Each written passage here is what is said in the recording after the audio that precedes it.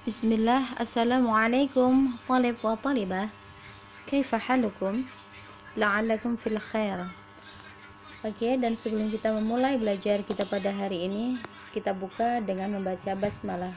Bismillahirrahmanirrahim. Anak soleh dan solehah yang dirahmati Allah Subhanahu wa taala. Hari ini kita akan belajar tentang sholat Idul Fitri dan Idul Adha.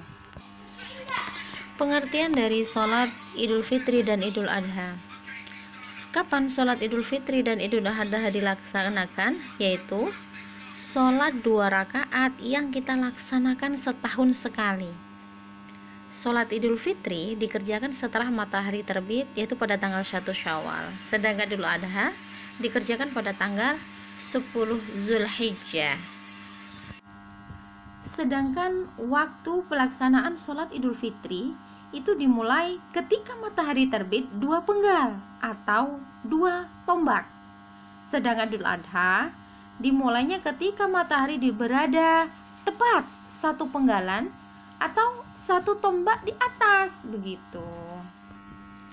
Adapun ada pada dalam sholat Idul Fitri dan Idul Adha, yang pertama mandi.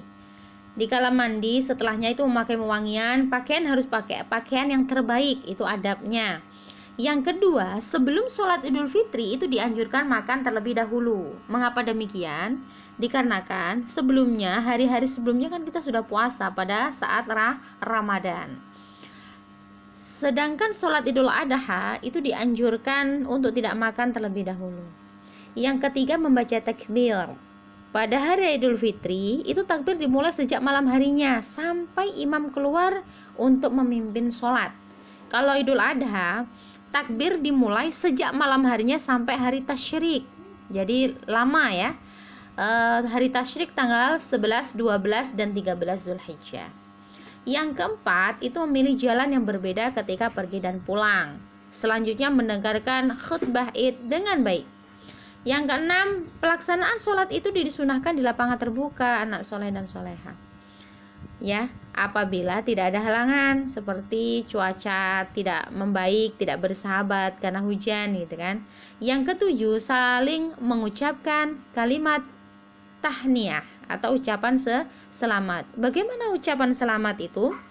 Taqabbalallahu minna wa minkum. Seperti semoga Allah menerima amalan kita dan kalian.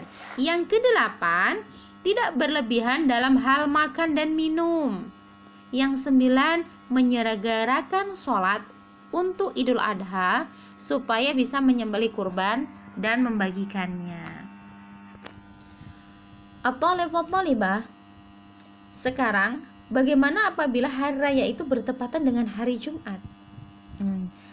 Apabila bertepatan, maka orang yang sudah mengerjakan sholat Idul Adha atau Idul Fitri itu diperbolehkan tidak mengerjakan sholat Jumat, melainkan cukup mengerjakan sholat zuhur 4 rakaat. Seperti Zaid bin Arqam radhiyallahu anhu meriwayatkan hadis Nabi SAW ya. Nabi mengerjakan sholat Id, lalu beliau memberikan keringanan untuk tidak mengerjakan sholat Jumat. Beliau bersabda, siapa yang ingin sholat Jumat, silahkan dia mengerjakan. Hadis sahih riwayat Abu Dawud, Ibnu Majah, dan An-Nasai. Anak soleh dan solehah yang dirahmati Allah Subhanahu wa taala, cukup sekian pembelajaran kita hari ini tentang sholat Idul Fitri dan Idul Adha. Kita tutup dengan membaca hamdalah. Alhamdulillahirabbil alamin. Barakallahu lakum wa ma'an najah.